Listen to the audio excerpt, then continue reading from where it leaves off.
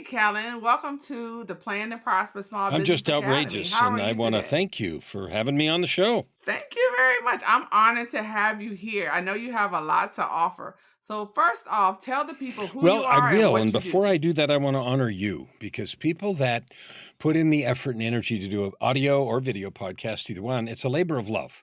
And those people that are doing that work and Yes. doing it to add good to the world, I really want to honor you. Thank you for the work you do and for the heart that you put into this. So thanks for doing that. Thank you so much. I do feel honored. Thank you So, very Kellen, much. today I'm a coach. Business coach, life coach. I don't niche it down, and the reason I don't is because it's rare that we don't really know what to do. It's usually that we don't do what we know. And coaching Hmm. is, I call it sometimes the people encouragement business. And so I have clients Yes. around the world. I built a coaching practice over the last 14 years since 2007. Before that, I had a 30-year career in energy in the United States and Canada, and had a pretty high profile career. But there was a lot of darkness and difficulty and struggle behind the scenes. And so, after 30 years in 2007, I abruptly Hmm. changed direction and walked away from all that, and started all over again. And that whole story is a different story that we probably don't want to talk about today. I mean, I don't care. I wrote it in one of my books, We could. Tightrope of Depression: My Journey from Darkness, Despair, and Death to Light, Love, and Life. So I'm open. Whatever would serve your Oh, let me audience. share something with you. Well, let me share something with you. I am a person that suffers with clinical depression. I'm a therapist enthusiast. To pass the CPA exam, I was medicated on Zoloft. So you're in the right place. You're amongst the friends. Okay, well, my 30-year career, I was beat up a lot by my mom, actually, in the name of discipline. She didn't mean to do that, but she had a very religious, strict sort of upbringing, and the kind of discipline I got as a child would be felony child abuse today, and I'd be removed from the home. I remember getting dressed last Mhm. in the locker room because I didn't want people to see I was black and blue, and hiding in my room because I got beat every day, that sort of stuff. And the issue that it left me with was a true conviction that I was not okay. I was not good enough. And I counteracted that by Mhm. trying my whole adult life from when I left home at 17 till this big epiphany I had when I was 52, which is in 2007. I'm 66 now. For those 35 years, I never talked to a soul. I never got any help. I lived um, uh, outwardly making big money and success, inwardly hating myself, creating self sabotage. So I created big career success and then trashed it, relationship success and trashed it. So I ended up married and divorced 3 times. I ended up getting rid of, losing big, high powered jobs and being in and out of rehab and that sort of stuff. So I had a very tumultuous career that was very high profile. I mean, it was the time when I had bodyguards and I've testified before Congress and blah, blah, blah. But it was all in this unhealthy need to prove something. So I had that. And then in Mhm. 2007, I call it a divine intervention, changed my life. And I walked away from that whole industry and started over and decided that I was going to be a coach and help people dis- to discover, develop, and serve with their divine gifts. And that's all I've been doing for the last 14 and a So do half you years. feel that part of your healing is do you feel that part of your healing is the helping of others? Yes, without question. And I also know that we are built to love and serve each other. We are happiest when we do that. We are most Mhm. fulfilled. We all have a yearning to do good. I like helping people. People say that all the time. And of course we do. We're built that way. We were given Yes. divine gifts when we came here, and we have a structure that measures success by stuff and by money and by status. And having had a huge pile of that, I can tell you it doesn't make you happy.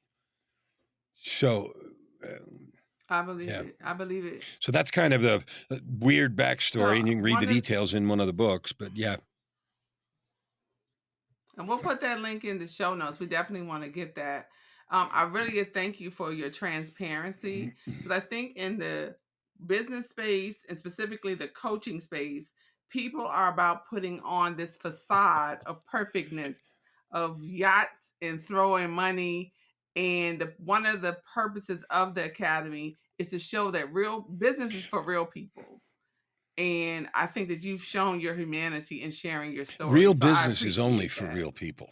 90% of the people that put a show on social media have rented or borrowed those things that they brag about, number one. And number two, there's a good percentage of people who were very truly successful, like I was, that are not happy. So I was not the only drug addict in and Mm, out of rehab and doing those kinds of things while I was making money. I'll give you some perspective. I was making enough money at one point that my $3,000 a week cocaine habit was lunch money. Okay. And I was a high functioning mm, addict and I was miserable wreck. I could go do my job. Yeah, big dog. And then I'd come home and I didn't know who I was. And I would have died that way, except mm. God had other plans. So that's really simple. And I finally got an invitation that I accepted. Let's put it that way.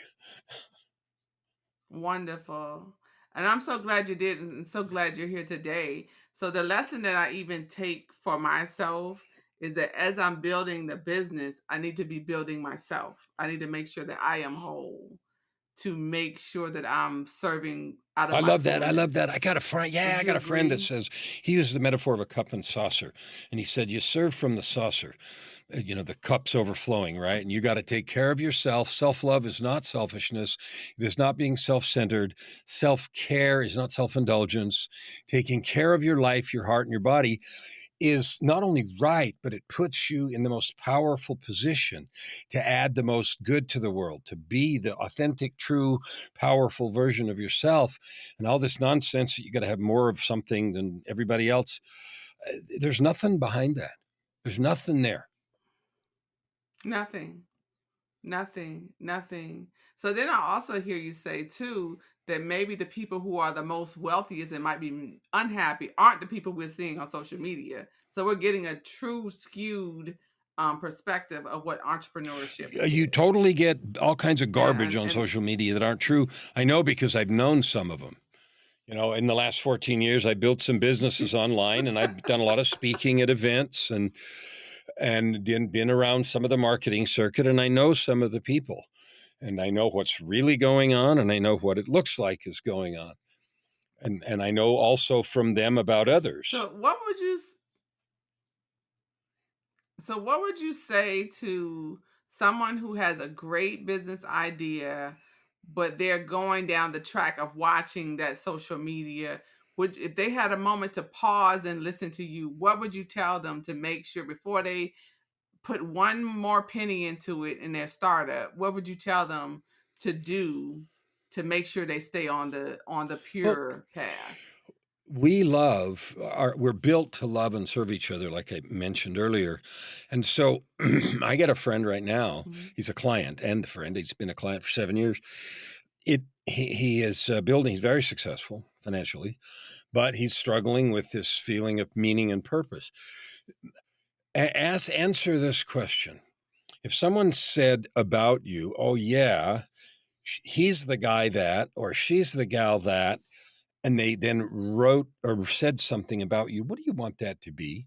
He's the guy that has so much money, whatever. Or she's the gal that is always there for a friend, kind, clear headed. Like, who do you want to show up as in the world?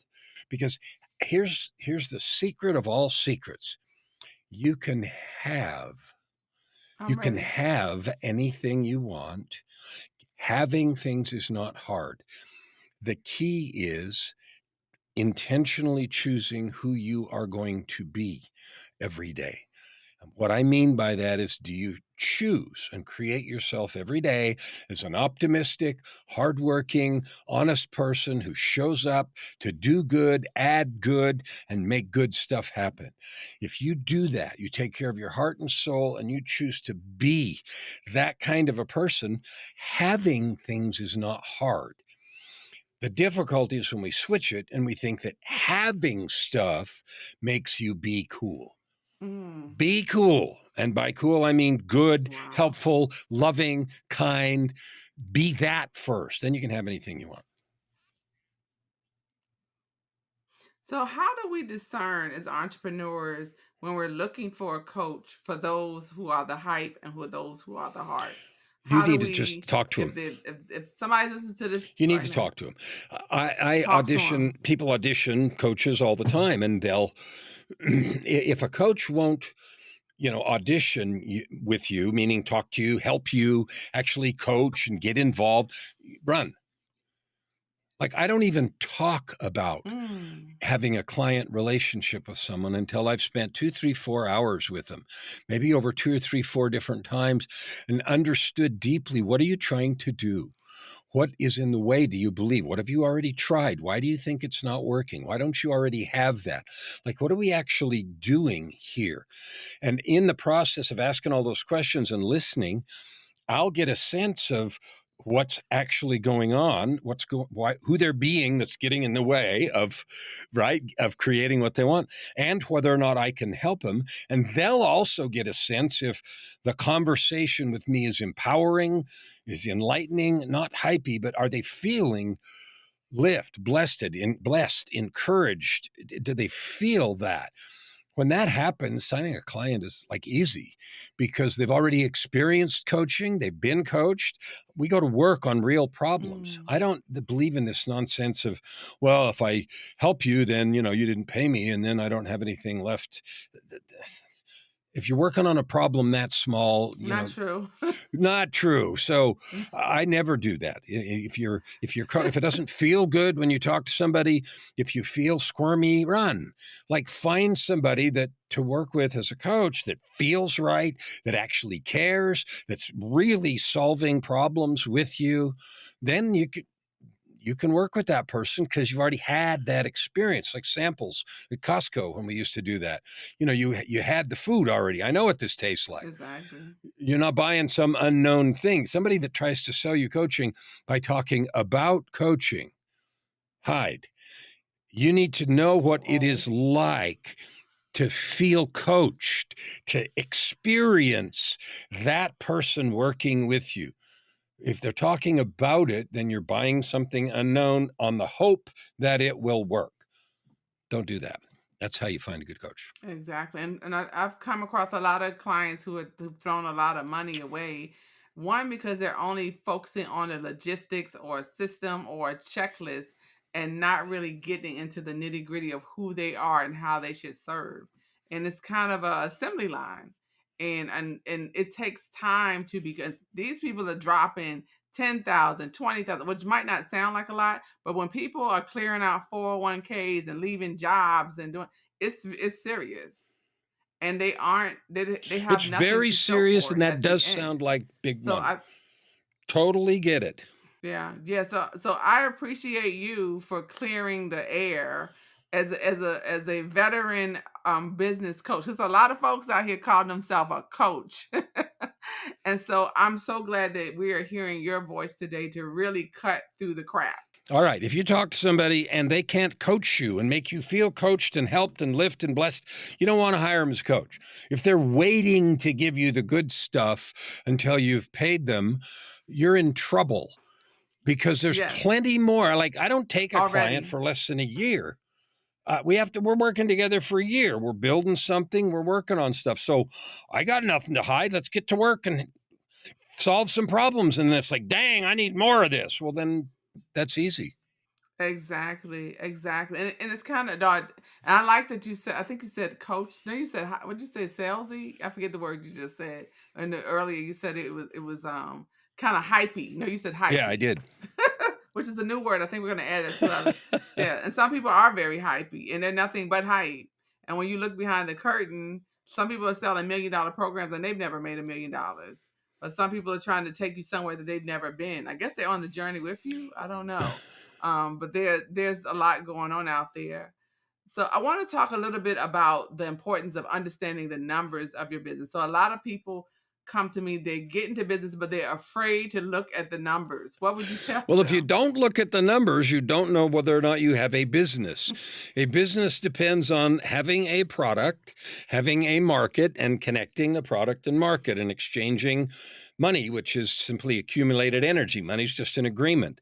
So you can't, if you don't know how much you're bringing in and how much is going out, and you don't know the cadence of your receivables or your production costs or your product acquisition process, and you can't match those timelines, you won't know if you can do things like make payroll, even if you're the only one getting paid, where you're paying your mortgage and stuff from that, or if you got two or Correct. three or five employees.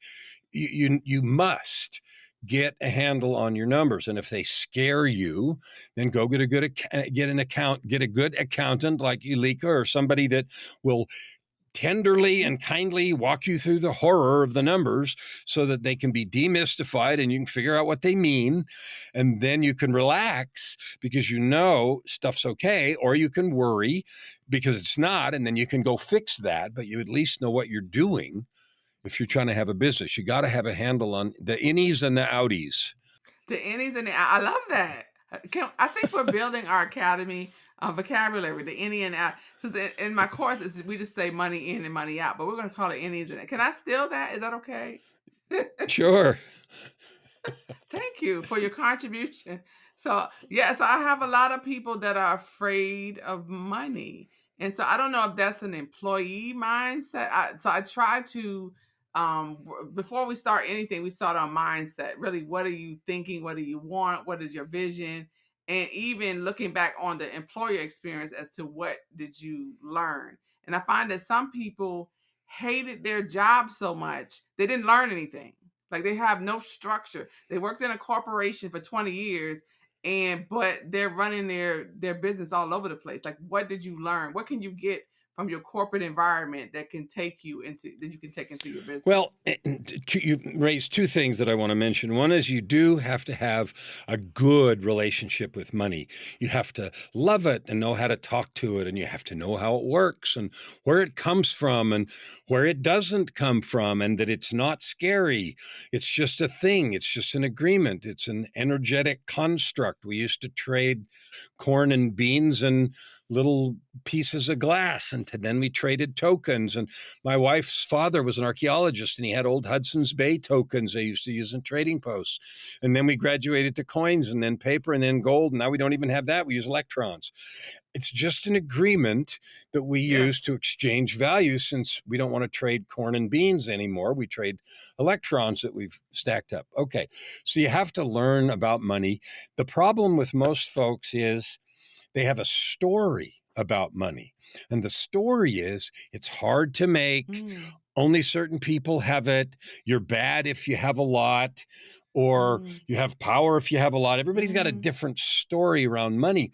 And those stories are not true unless you allow them to be true. And then they affect you in every way possible. Like you can literally be repelling money Right. because you have stories about money. You Wow. will reject deals, you will queer sales opportunities, you will blow things out of the water that you could do because you're scared of money, you're afraid you'll fail. All that stuff is in the mindset, like Ulika said. So that's first. And one of the biggest mindset deals you have to have is your relationship with money, period. The second thing you asked about was corporate, what you can learn in a corporate environment. And the answer is a lot if you want to pay attention. There are lots of people in a corporate setting, whether they're Mhm. managers or workers or anything, they just get a paycheck. They show up, they don't care about the company, whatever it is, and they just do it to take home money so they can pay their bills and work for the weekend. Then you won't learn very much. If you make a choice to get a little bit involved in how the company's doing, their market and products or services, you can learn a lot about how to run your own business if you pay attention and do a little studying. So that's your opportunity. So what I find in my and you could tell me if you've had the same experience, that the people who give me the I hated my boss, hated my job story run horrible businesses because they don't realize that their clients are you have more bosses now. And so they hated their job so much. You have more bosses, more people telling you what to do, what they need, pulling on your coattail on your calendar. And so I always pause during that audition part you're talking about. Always pause when I hear the people. I just want to work for myself. I don't want to work for anybody. I'm like, how are we gonna do this if you're gonna are you going to manifest the money? I don't know. So that helps me, and maybe they'll give me some more words to say to my clients who like they will spend 20 minutes for them telling me what a horrible boss they had. But we want to build a company where you're going to become the boss. So yeah, it's a You challenge. and so It's a challenge. it is, and It's I would say, mindset. if I were you, I'd say, well, I believe you. Okay, you had a horrible boss. So when you build a company, what are you going to sell? Who's going to buy it? Do you think those clients will have demands on you? That's kind of like a boss. So the idea Yes. that I'm not going to have a boss is like, and I might even ask them, so when you're a client and you go to the store and you buy anything, especially if you like go to the return desk or you want some customer service or something, and they ignore you or they make you wait a long time or they're rude or they won't help you with the return or they won't take back a defective product or they do all that weird stuff. How do you feel as a client? Oh, I hate him and yeah, scream at, yeah, okay, good. So you have to understand that people buying your stuff, whatever it is, products, services, widgets, bolts, coaching, archery equipment, who cares? They're going to have the same expectations of you that you have when you go to the customer service desk at wherever. Yes. Fill in the whatever. Right. From your doctor to the retailer. Same. You would be livid. You would be livid. So tell us how we can work with you. How can we get auditioned to work with You know, you? one of the fun things about having a weird name like Kellan Fluckiger is Yes. I can't hide. Yes. So there are only two Kellan Flukigers in the world of 8 billion people. Yes, In the the other one world? is In the my world? son. So Okay. Oh, if you want to okay. talk, if you want to connect with me on Facebook, on LinkedIn, send a message, like to chat. There's never any obligation about anything. I never have any idea about whether or not a person is a good fit until we've talked for quite a while. So that I really know what's going Good. on, what you're trying to Good. do. And I really believe I can help you individually, your stuff in your situation, not generically some cookie cutter thing. And my truth, my business plan is up on the wall. And as an accountant, you might cringe, but my business plan says I never look for clients. I look for people to love, I like it. opportunities to serve, and problems to solve. That's wonderful. Would you mind if we posted that in the show notes? I think people need to be able to lay their eyeballs That's on fine. that because that's powerful, actually, life It is. changing. I don't look for And clients. we'll make sure that all of your is that's powerful. And I think that when you build something that is authentic and truly meets a need and it has a track record, the They clients will do. come. But it takes some time and some work. Yes. Yeah. And going back to the beginning of this conversation, it takes some work on you. It takes internal work to even know what that's supposed to manifest in the out and on the A for the hundred outside. million percent. The work, So that's why I don't niche down and say I'm a business coach or a life coach or a skiing coach or a equestrian coach. I'm a coach. I know how to help people level their life up so they can take whatever skill they're working on and perform at the highest level so that they'll get the reward of that kind of performance. What it really takes is a choice about who you are going to be in the world as a person. When that's in line, when that's organized, when that's fixed, if you will, you can create all the success you want. okay, excellent. So, are the Academy members are readers? You told us about your book, so we're gonna have that down. And what other books? Do you have other books that you've written or books that you would refer us to? That if we're hungry for more knowledge, where Well, should I've we written go 16 first? books. So if you put my name in on Amazon, you can see all those. One of them is called The Results Okay, Equation, which is a 5-step process to accomplish any goal.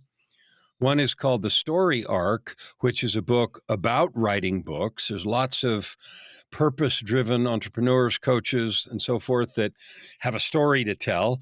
And I help people do that. And I wrote that book, The Story Arc.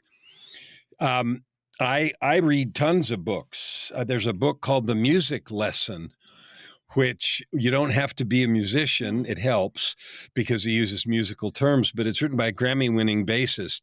It's a very interesting take on that work inside of you about being authentic. And he uses the context of a performing musician, but it's good for everything. So I really like The Music Lesson.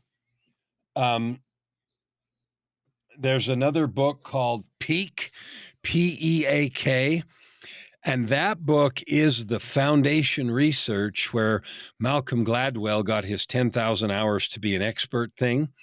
And in fact, the guy that wrote Peak talks about Gladwell and Gladwell using this guy's research, not in a bad way, but he said there's a lot more to it than that. And so if you want to read like the OG work on being an expert, the book Peak is the book to read.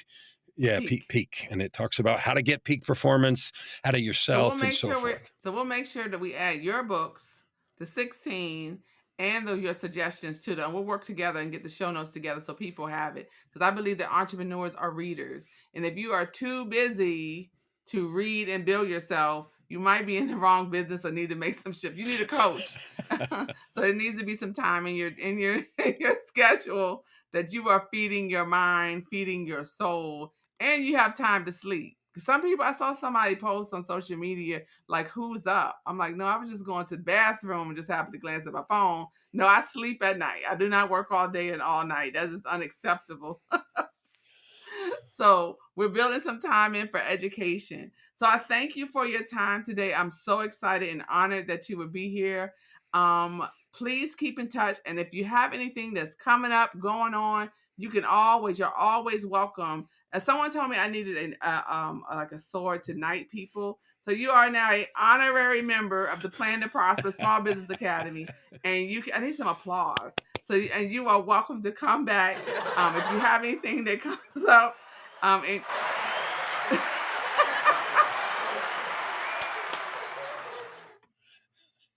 There you go. wonderful. He came with his own applause. He came with his own applause. I love it. It's on the mixer. So, and that means you are wacky enough to be in the academy, and that perfect, perfect. So you're welcome to come back anytime, and when we have an event, we'll keep you abreast. And we're here. We're gonna keep pushing, going, and our motto here is that we learn more so we can earn more.